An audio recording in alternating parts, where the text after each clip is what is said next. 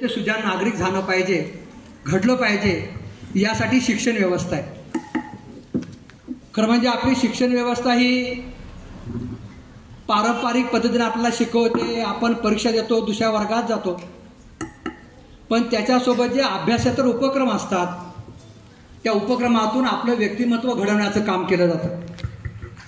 मग त्यामध्ये खेळ असतील, तुमचं गॅदरिंग असेल. मगाशी कोणतरी सांगितलं का विद्यार्थिनीनं की मला डान्स खूप आवडतो पण माझ्या पालकांना आवडत नाही, पण मुद्दा मी डान्स करायचो. तुझं अभिनंदन आहे तेवढ्यासाठी. जे तुला आवडतं तेच तू आयुष्यामध्ये कर. हे सगळं स्वातंत्र्य आहे, हे सगळं शिक्षण आहे. बुद्धिमत्ता, परीक्षेतले मार्क, आवडीनिवडी भिन्न भिन्न असतात. त्यामध्ये एक वाक्यता कधीच असत नाही. आणि म्हणून आपल्याला जे काय आवडतं ते आपण केलं पाहिजे, ते पालकांना सांगितलं पाहिजे, तरच मित्रांनो जीवनामध्ये यशस्वी व्हा. शेजारची मुलगी, शेजारचा विद्यार्थी तो सायन्सला जातो, तो कॉमर्सला जातो म्हणून आपण गेलं पाहिजे, ते आपण टाळलं पाहिजे. माझी कॅपॅसिटी काय, मला काय आवडतं, मला जीवनामध्ये काय करायचं आहे, करिअर म्हणजे नक्की काय, हे आधी आपण समजून घेतलं पाहिजे.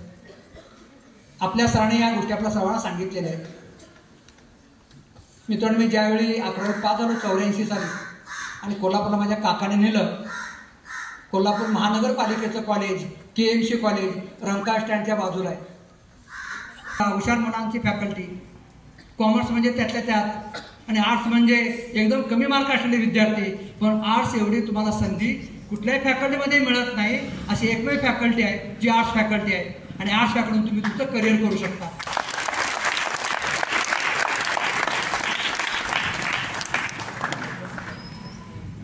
मित्रांनो, आपण अनेक वेळा असं म्हणतो की व्यक्तिमत्व. मी तुमच्याकडे उभा आहे, तुम्ही माझ्याकडे पाहता आहात. माझा चेहरा, माझे केस, माझे कपडे हे माझं दिसणारे व्यक्तिमत्व आहे. मी कसा आहे तुम्हाला माहिती आहे का? तुम्ही अनेकाने तुमच्या सरांविषयी बोलला, कारण तुमचा आणि सरांचा जवळचा संपर्क आहे. मी आज पाहुणा म्हणून आलो. मगाशी तुम्ही ज्या 2 सरांचा उल्लेख केला, पाटील सर आणि जाधव सरांचा, मी पण मित्रांनो तसाच आहे. फणसासारखा आहे. मी काट्यासारखा दिसतो पण आतल्या फणसातल्या गऱ्यासारखा गोड आहे. मुद्दाम एवढ्यासाठी सांगतोय, कॉलेज जीवनामध्ये शिकवत असताना सरांनी कडक वागावंच लागतं. कॉलेजमध्ये आपल्याला असं वाटतं की कॉलेजचं जीवन म्हणजे अगदी मुक्त जीवन, पण मित्रांनो ते चुकीचं आहे.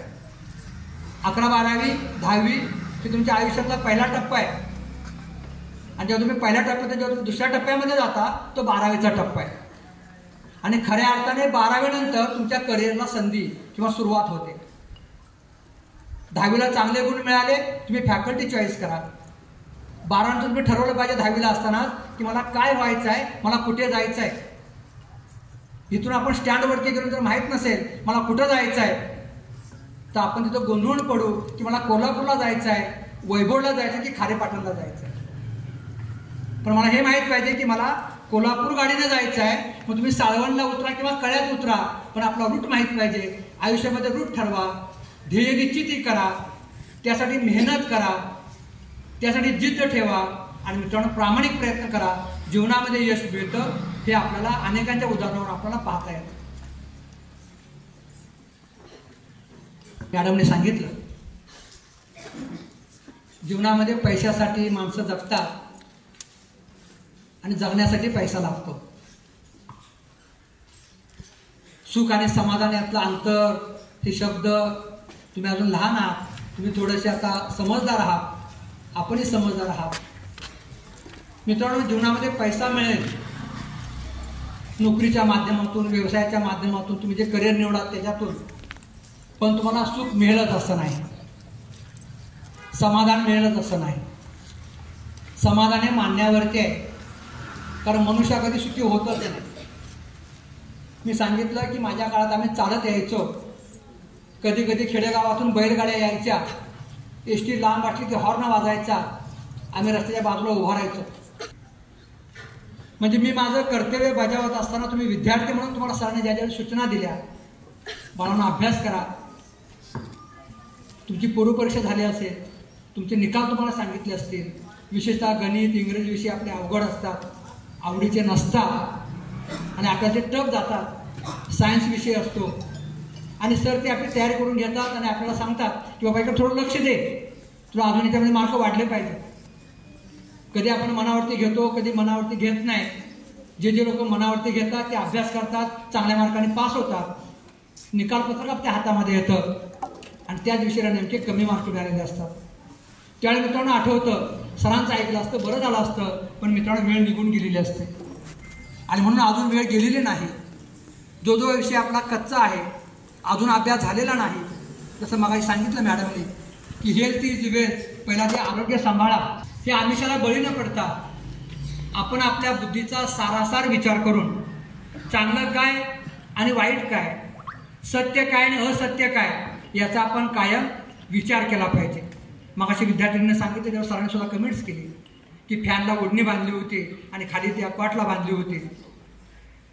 ठीक आहे, त्या वयात ते घडून गेलं, पण कुठलीही आयुष्यामध्ये गोष्ट करत असताना, आणि खरं म्हणजे तुम्ही मनापासून बोललात, हे खरं तुमच्या मनाचा दिलदारपण आहे. आयुष्यामध्ये कुठलीही गोष्ट असेल ती करत असताना, ती गोष्ट करत असताना आपण 10 वेळा विचार केला पाहिजे की या गोष्टीपासून मला फायदा काय आहे, याचं नुकसान काय आहे. कारण आपण जेव्हा एखादी कृती करतो, ती कृती फक्त आपल्यापुरतं मर्यादित राहत नाही, ती शिक्षकांना जबाबदार असते, ते शाळेला जबाबदार असते, ती पालकांना सुद्धा जबाबदार असते. मित्रांनो, ज्यावेळी तुम्ही नंबर मिळवणार आहात, मी कायम त्या ग्रुपवरती बघतो सर, E.B. पाटील फाउंडेशन नावाचा ग्रुप आहे, आमचे आजी माजी विद्यार्थी त्यामध्ये आहेत. आणि मग शाळेमध्ये एखादा कार्यक्रम झाला, तुमच्या मुलीने एखादा नंबर मिळवला, तुमचं गॅदरिंग उत्तम झालं आणि तुमच्या मुली जाऊन बाहेर किंवा विद्यार्थी जाऊन बाहेर अनेक चांगले चांगले या ठिकाणी कार्यक्रम करतात, काही चांगले तुम्ही यशस्वी होऊन येतात, सगळे फोटो सगळ्या बातम्या आम्हाला इथे मिळतात. आपल्या शाळेचा माजी विद्यार्थी बघायची कोणती आहे ती उपसरपंच झालेले आहे, ती अजून मला बातमी पाहायला मिळाली.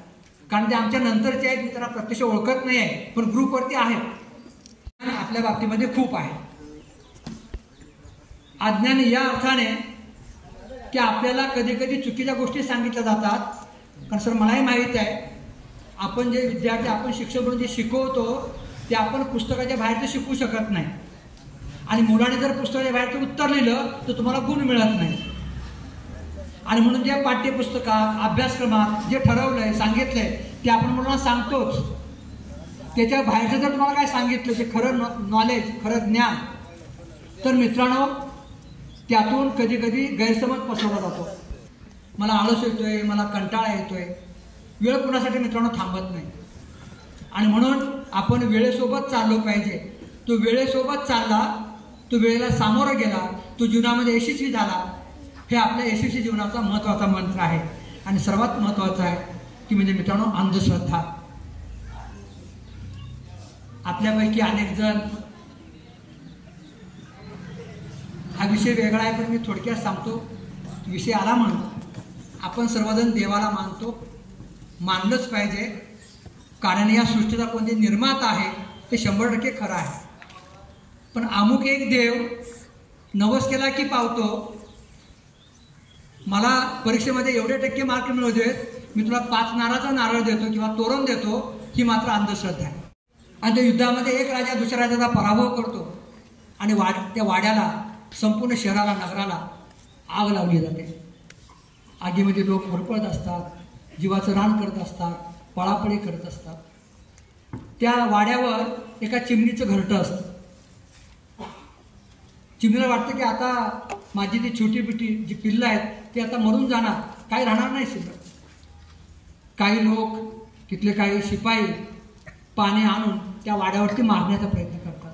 पण एवढी मोठी आग होती की तो वाडा किंवा आग थांबत नसते किंवा थांबण्याचा प्रश्नच येत नाही. तेव्हा ती चिमणी काय करते, नदीमध्ये जाते, चोच बुडवते आणि एक थेंब आणून त्या वाड्यावरती टाकते. इतर चिमण्या कावळ्या तिला म्हणतात, काय विडे आहे चिमणी, तुझ्या एका थेंबानं काय ती आग थांबणार आहे का? ती म्हणते, ती उत्तर देते सर्वात महत्त्वाचं आहे, आग ती विझो न विझो, पण भविष्यामध्ये ज्यावेळेला इतिहास लिहिला जाईल त्या इतिहासामध्ये आग विझवण्याला कुणी कुणी काम केलं, मदत केली, त्या यादीमध्ये माझं नाव असेल, बघणाऱ्यामध्ये नाव नसेल. मित्रांनो, समाजामध्ये अशा अनेक वाईट गोष्टी घडत असतात. त्या वाईट गोष्टीला विरोध करायला शिका, चांगल्या गोष्टीचा स्वीकार करा, त्याला तुम्ही कायम हातभार लावा. एवढीच अपेक्षा आपल्याकडून व्यक्त करतो. अन्वित रजा घेतो. जय हिंद, जय भारत. पाहुणा म्हणून बोलवला हा खरं म्हणजे माझा मोठा सन्मान आहे. आणि खरं म्हणजे एवढी मोठी गोष्ट मला मिळते याचा मला खूप आनंद सुद्धा होतो. मित्रांनो, सकाळी 10:30-11 वाजल्यापासून ही सगळी बच्ची मंडळी समोर बसली मांडी घालून. मला माहीत आहे बसल्यानंतर किती त्रास होतो, पण सरांची सूचना, कार्यक्रम म्हटले की काही प्रोटोकॉल पाळावे लागतात. ही मोठी मंडळी बेंचवरती बसलेली आहे कारण ती सिनियर आहे आणि ते आता पाहुणे आहे, कारण 10वीमधले 11वीमध्ये जातील आणि 12वीमधले सिनियर कॉलेजला जातील. आज नटून थटून आलेले आहेत, खूप बरं वाटलं. मला वाटलं फक्त गॅदरिंग आहे की काय, पण मित्रांनो तुमचा हा शुभेच्छा कार्यक्रम आहे. तुम्ही पुढच्या वाटचालीला जात आहात, जीवनाची नवी दिशा ठरवणार आहात. इयत्ता 10वीच्या आणि 12वीच्या मुलांना परीक्षेसाठी मी खूप खूप शुभेच्छा देतो. माझ्यातर्फे, गगनबावडा तालुक्यातर्फे आणि माजी विद्यार्थी आमच्या संघटनेतर्फे. मित्रांनो, तुम्हाला कल्पना असेल की आपल्या शाळेचे शिक्षक, आमचे गुरुवर्य E.B. पाटील सर, ज्यांच्या हाताखाली आम्ही शिकलो. सर आम्हाला फक्त 1-1.5 वर्ष होते आणि त्यानंतर आम्ही 10वी होऊन कोल्हापूरला गेलो, पुढचं शिक्षण घेतलं आणि मग पुढचं सगळं आयुष्य वैभववाडीमध्ये मी घालवतो आहे, काम करतो आहे. मित्रांनो, तुम्ही त्या मनात खूप सुखी आहात, समाधानी आहात. आम्ही जेव्हा सांगशीवरून, जांभळण्यावरून आमचे विद्यार्थी यायचे, अगदी सैतवडे, नेव्याची वाडी, पारगावकर वाडी, त्यावेळी मित्रांनो आम्ही चालत यायचो. सर मला अजून प्रसंग आठवतो कधी कधी. शनिवारची सकाळी शाळा असायची आणि सर आपल्याला माहिती आहे आपल्याला सकाळी पीटीचा तास घ्यायचे. आता इनशर्ट, पांढरा शर्ट, खाकी पॅन्ट कंपल्सरी.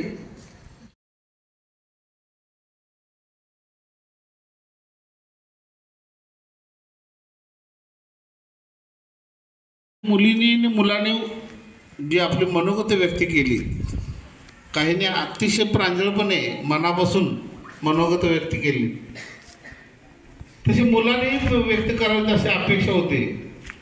तरी पण मारमुटकून का असना थोडं येऊन काही शुभेच्छा दिल्या मुलांनी. प्रगती आहे. 10वीच्या मुलांनी पुढे येणं स्वाभाविक होतं. जसं आता आपण तुम्ही ड्रेस कोड केला ना, छान वाटतंय. तसं जरा पुढे येऊन जरा शुभेच्छा दिल्या असत्या बरं झालं असतं, सगळ्यांना समाधान वाटलं असतं. आणि मित्र हो, धाडस हे असंच निर्माण होतं, एवढं लक्षात ठेवा.